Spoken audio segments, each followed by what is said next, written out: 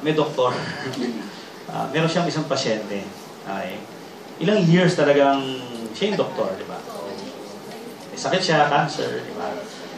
Yung doktor na yon medyo magre-retire na. Pero good news, yung anak niya, doktor din. Di ba? Yun yung pinapamahalan, di ba? So yung anak niya doktor, ang nagtuloy dun sa pasyente yon.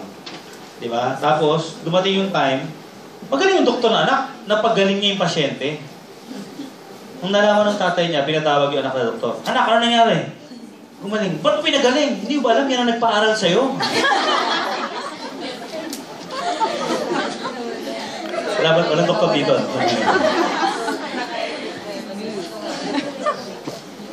Yung reality di ba?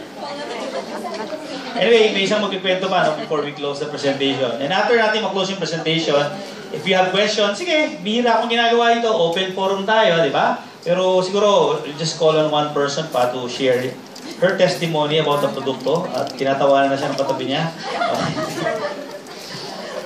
Okay, let's welcome si Miss Minerva Garce. Garce ba? Garce? Garce. Palakpakan naman natin. Palakpakan natin para dyan na.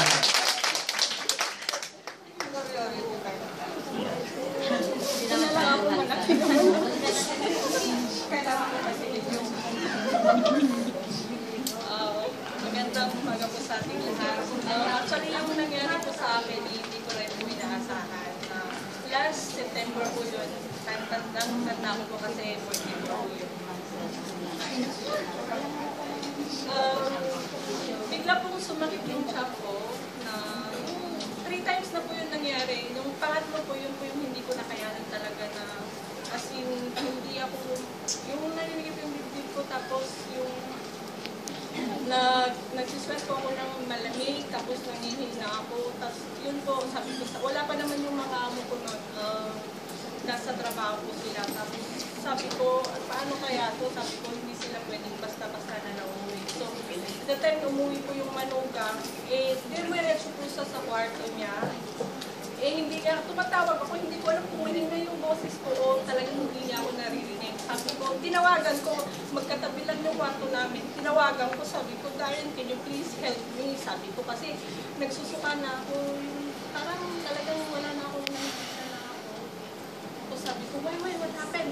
Where are you? Siyempre, sabi ko, nandito ko sa bahay. Sabi ko, tinatawag kita, hindi mo naman ako pinakinggan. Tapos, yun nga, kung lumabas siya, kaya mo pa ba? Sabi, no, I cannot really. Sabi ko, pwedeng dalhin mo ako sa doktor. Kasi talagang, feeling ko talaga i-give up na talaga ako. So, yun po, pumunta kami sa, dito po sa, clinic muna, hindi clinic muna. Tapos, from doon po, ang findings lang, para na food poison, gano'n. So, ina-inject ako. Sabi ko, ang tagal pa ng POH. Tapos, sabi ko, hindi ko na kaya, sabi ko. So, in-inject ako. Pag-uwi namin, andun pa rin, I can feel the pain. The pain is still there. So, sabi ko, hindi lumot yung, hindi lumot yung injection. So, sabi ko, napansin ng amo ko, pag-uwi nila, okay ka lang, sabi ko. No, ma'am, sabi ko ka. Kasi, nararamdaman ko pa rin, masakit ko. Tapos, after a week, napansin ng amo ko, yung another clinic ko. Punta po kami sa, in front ng po ng condo namin. So, doon, ang nirequire po ng doktor na mag-pa-scan ako. Kasi, hindi ko mahanap yung, para malaman ko talaga po yung sakit. So, scan and x-ray po. So, nagpa-x-ray ako, nag-scan sa, basta doon. Yun po, nung nagpa-scan po ako, may pinapaihi po ako yung pinapaihi, pero kasi marami daw tubig yung chako. Pero hindi naman, ilang beses lang po ako ilang beses lang, hindi nila pero hindi nila makikita, pero nasa something daw. Tapos yung lumabas nga po sa sa scan is may naman po ako sis, both left and right. The left is mas maliit po mga 5, while the right is 9 cm na po, malaki na po yun.